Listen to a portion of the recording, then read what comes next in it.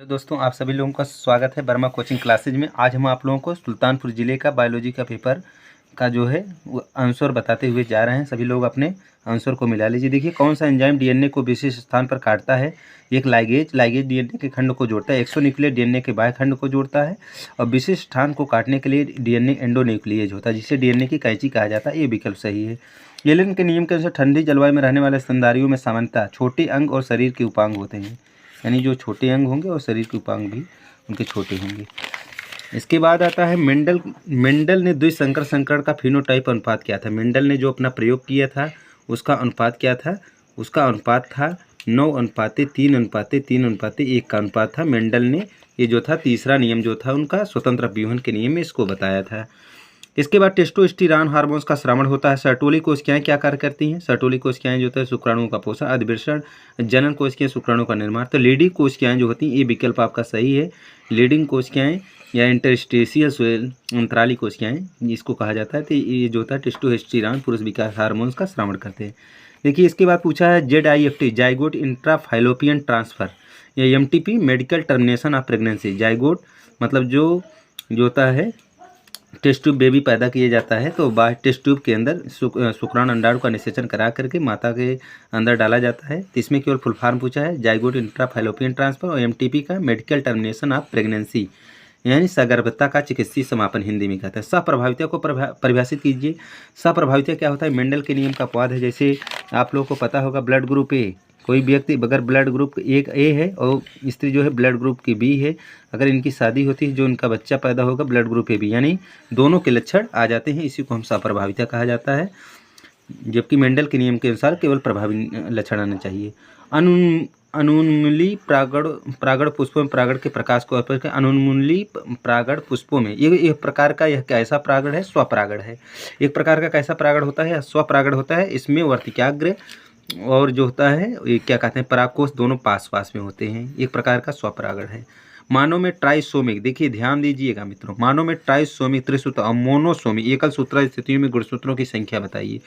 जब मनुष्य में ट्राइसोमिक हो जाएगा तो गुणसूत्रों की संख्या 47 हो जाएगी और मोनोसोमिक जब हो जाएगा इसमें गुणसूत्रों की संख्या 45 हो जाती है।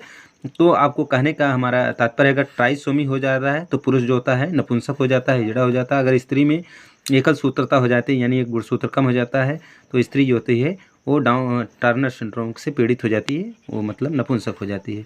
जैव विविधता छत की कोई दो उदाहरण बताइए। जैव विविधता छत के कारण जो होता है आजकल जो होता है वर्षा समय से नहीं होते, मिट्टी का कटान होता है, जो जीवधारी जो निवास स्थान उनका नष्ट हो गया है, यही सब होता है।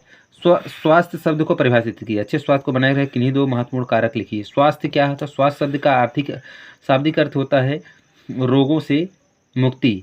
तो स्वास्थ्य का मतलब ये नहीं होता है केवल शरीर के स्वास्थ्य, इसका मतलब होता है सामाजिक, मानसिक, आर्थिक सभी तरह से व्यक्ति को स्वस्थ होना वही स्वास्थ्य होता है। अच्छे स्वास्थ्य को बनाए रखने के लिए व्यक्ति को संतुलित आहार खाना चाहिए और उसके साथ साथ साफ सफाई पर ध्यान देना चाहिए। गास के स्पर्धी अपवर्जन सिद्धांत नियमों को संक्षेप में वर्णन कीजिए। स्पर्धी अपवर्जन सिद्धांत का स्पर्धा का मतलब कंपटीशन होता है, जो इसमें एक जीवधारी का लाभ होगा दूसरे का हानि होता है। कंपटीशन में जो मजबूत होगा उसका लाभ होगा, जो कमजोर होगा उसका हानि होगा। युग्म एलील को परिभाषित की। एलील जो होता है दो भिन्न प्रकार के युग्मक वाले जीन को हम एलील कहते हैं। जैसे आप देखते हो, जैसे कैपिटल आर हुआ स्मॉल आर हुआ, कैपिटल आर स्मॉल आर या जो होता है कैपिटल टी स्मॉल टी, यानी लंबे पौधे बौने पौधे का, इसे एलील या एलीलोमार्फ कहा जाता है। मानव में लिंग सहलंग अप्रभावी लक्षणों की वंशागत को संक्षेप में समझाइए। मानव में लिंग सहलंग अप्रभावी लक्षण की वंशागत, तो इसके अंतर्गत मानव में लिंग सहलंग रोग जो होता है आप लोगों को बताया गया, वर्णांधता, हीमोफीलिया, ये लिंग सहलंग रोग है जो होता है या केवल लिंग गुणसूत्र पर तय करता है। तो लिंग सहलंग अप्रभावी लक्षणों की वंशागत के विषय में पूछा है, तो इसके अंतर्गत आपका आ जाएगा सिकल सेल एनीमिया, दात्र कोष की अरक्तता और क्या आता है फिनाइल कीटोनूरिया, ये सब आ जाता है। और लिंग सहलंग अगर प्रभावी लक्षण पूरा पूछा होता तो इसके अंतर्गत क्या आएगा आपका, वो आएगा वर्णांधता, हीमोफीलिया। मरुस्थलीय पौधों में शुष्क मरुस्थलीय पौधों में मरोद्भिद अनुकूलन पर टिप्पणी लिखिए। जो मरुस्थल में पाए जाने वाले पौधे जो होते हैं उनकी पत्तियां कटीली होती हैं और जो होता है वो अपने, देखिए इसके अंतर्गत क्या आता है, जैसे आपका नागफनी उनी आ जाता है, ये इनकी पत्तियां जो होता है पर्णकाय स्तंभ के रूप में कांटों में बदल जाती हैं। इसी प्रकार से अपनी पत्तियों में वाष्पोत्सर्जन को बहुत कम करती हैं। यानी वाष्प को कम निकालता है। संकरण क्या होता है? संकरण क्या होता है? जब एक नर युग्मक और मादा युग्मक आपस में मिल करके एक नया जीव उत्पन्न करेंगे, इस क्रिया को संकरण कहते हैं। कृत्रिम संकरण की प्रक्रिया, मनुष्य द्वारा कराए गए संकरण को कृत्रिम संकरण कहते हैं। अंतरण आरएनए यानी टीआरएनए, ट्रांसफर आरएनए, इसका निर्माण जो अंतरण आरएनए का मतलब ट्रांसफर आरएनए, जो कि आनुवंशिकी प्रोटीन संश्लेषण संबंधी अवयव को एक स्थान से दूसरे स्थान पर पहुंचाता है। फाइलेरियसिस क्या होता है? एक क्रीम का नाम है जो कि इसके हेलमिंथेस के अंतर्गत आता है, निमेटोडा के अंतर्गत, जिसका नाम है ऊचेरेरिया जो होता है, जब हमारे जो होता है लसिका ग्रंथियों पर आक्रमण कर देता है, उसी के कारण जो होता है जो रोग होता है उसे फाइलेरिया या हाथी पाँव या एलिफेंटिएसिस कहते हैं। चाहे इसको फाइलेरियसिस कहो या एलिफेंटिएसिस कहो या हाथी पाँव कहिए। बहुभ्रूणता, किसी भ्रूण के अंदर एक से अधिक भ्रूण का उत्पन्न होना, बहुत सारे भ्रूण का उत्पन्न होना बहुभ्रूणता।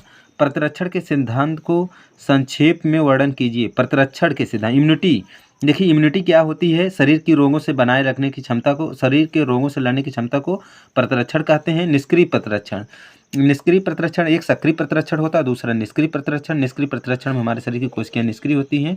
इसके अंदर दो उपयुक्त उदाहरणों की सहायता से पौधों में कायिक प्रवर्धन की व्याख्या। कायिक प्रवर्धन अगर शब्द का प्रयोग किया गया है तो ये वेजिटेटिव रिप्रोडक्शन, केवल पौधों के लिए ये शब्द, अगर पौधों में जो जनन होता है उसे हम कायिक प्रवर्धन कहते हैं। स्पेशली पौधों के लिए ही उपयोग करते हैं कायिक प्रवर्धन। यह एक प्रकार का अलैंगिक जनन होता है। ये जैसे जड़ों द्वारा जैसे शकरकंद हुआ, तनों द्वारा जैसे आलू में हुआ, पत्तियों द्वारा जैसे ब्रायोफिलम में हुआ, ये सब वही उसी का उदाहरण देकर के हमको कायिक प्रवर्धन के विषय में बताना था। आरडीएनए तकनीक को मानव इंसुलिन के उत्पादों के चरण को समझाइए। मानव इंसुलिन का जो था, पहले जो मानव इंसुलिन था, ये जानते हो आप लोग, डायबिटीज़ जो रोग होता है उसके, जिन व्यक्तियों को मधुमेह हो जाता है या डायबिटीज़ होता है या शुगर रोग हो जाता है, तो उनको जो होता है, जब ये रोग अत्यधिक मात्रा में हो जाता है तो उनको इंसुलिन का इंजेक्शन दिया जाता है। तो पहले लोग इंसुलिन लेने के लिए जो था गाय को मार करके उसके अग्नाशय से निकालते थे। बाद में मानव इंसुलिन का निर्माण अमेरिकी कंपनी एली लिली ने इसका निर्माण किया था। प्रतिबंधन एंडोन्यूक्लियस, क्या कोई दो उदाहरण दीजिए। वही तो हमने बताया, रिस्ट्रिक्शन एंडोन्यूक्लियस इसको कहा जाता है, या प्रतिबंधन एंडोन्यूक्लियस जो होता है जो डीएनए के विशिष्ट खंडों को काट करके अलग करता है, इसे हम डीएनए की कैंची कहा जाता है। प्रतिरक्षा को परिभाषित, इम्यूनिटी, रोगों से, प्रत्येक जीवधारी के अंदर रोगों से लड़ने की जो क्षमता होती है उसी को हम प्रतिरक्षा कहते हैं, इम्यूनिटी कहा जाता है। प्रतिरक्षा जन्मजात एवं उपार्जित प्रतिरक्षा, दो प्रकार की प्रतिरक्षा होती है। एक जन्मजात होती है, जन्मजात का मतलब माता पिता से जो प्रतिरक्षा उनके बच्चों को प्राप्त होती है, जो माता पिता को जन्म से ही बच्चों को प्राप्त होती है, वो जन्मजात। उपार्जित प्रतिरक्षा का मतलब बाह्य कारकों से जो उसकी प्रतिरक्षा होती है। वाहित मल को परिभाषित कीजिए। वाहित मल क्या होता है? जो हमारे घर या कल कारखानों से जो वाहित मल जो होता है बरसातों में बह करके हमारे नदियों या तालाबों में जाता है, तो यह पानी को दूषित कर देता है।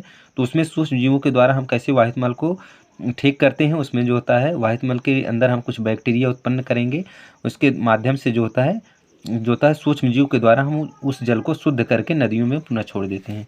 इसके बाद आता है तप्त स्थल, जिसको इंग्लिश में हम क्या कहते हैं, हॉट स्पॉट कहते हैं। जहाँ पर जीवधारियों की जैव विविधता बहुत अधिक पाई जाती है उसे तप्त स्थल कहा जाता है। संसार में 34 तप्त स्थल हैं, जिसमें से 3 भारत में स्थित हैं। एक इंडो बर्मा है, दूसरा पश्चिमी घाट श्रीलंका है, उसके बाद फिर एक हिमालय है। तीन है हमारे देश में और 34 पूरे विश्व में है। संसार का 2% ज़मीन का कब्जा करता है। बायोपायरेसी क्या होता है? तो इतनी बार आप लोगों को पता है बायोपायरेसी क्या है। बायोपायरेसी क्या होता है? जब कोई किसी व्यक्ति की टेक्नोलॉजी या किसी देश की टेक्नोलॉजी के बिना उसकी जानकारी के कोई दूसरा व्यक्ति या कोई दूसरा प्राणी जो था इस्तेमाल करता है बिना उसकी अनुमति के, तो इस प्रक्रिया को हम क्या कहते हैं? बायोपायरेसी कहते हैं।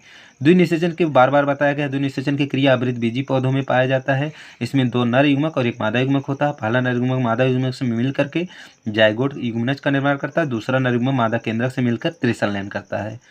तो कॉलोनी संवाहक क्या होता है? कॉलोनी संवाहक के अंतर्गत देखिए, क्लोन शब्द का प्रयोग मतलब होता है कि एक कोशिका से नए जीवों को उत्पन्न करना।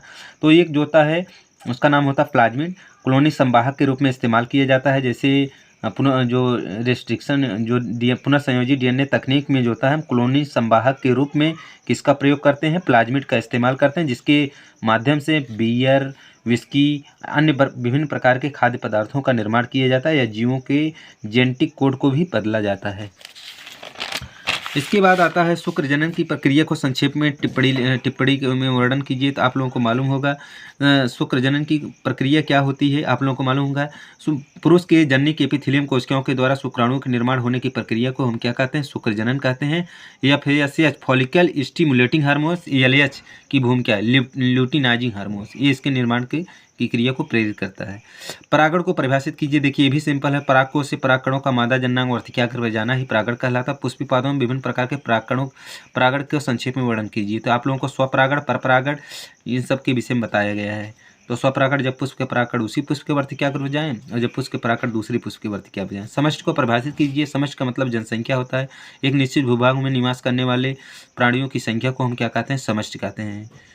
जैव विविधता के संरक्षण है तो जैव विविधता का संरक्षण दो प्रकार से किया जाता है, एक स्वस्थानीय संरक्षण, एक बाह्यस्थानीय संरक्षण। स्वस्थानीय संरक्षण उनके निवास स्थान पे, इसके आधार पे जो होता है उसका क्या कहते हैं, राष्ट्रीय उद्यान का निर्माण किया गया था। और बाह्य स्थान के जो होता है इसके अंतर्गत अभ्यारण्य का, जीवमंडल अभ्यारण्य का निर्माण किया गया। अनुलेखन क्या होता है, DNA से RNA बनना क्या कहलाता है, अनुलेखन कहलाता है। इंग्लिश में हम इसको क्या कहते हैं, ट्रांसक्रिप्शन कहते हैं।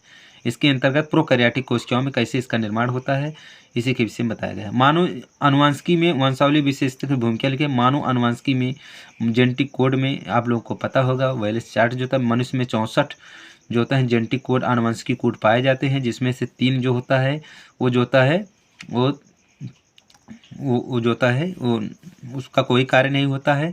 इसमें प्रारंभक कोडान होता है, एक समापन कोडान होता है। कुल मिलाकर 61 कारगर होते हैं। वही वंशावली का चार्ट आप लोगों को बताया गया था।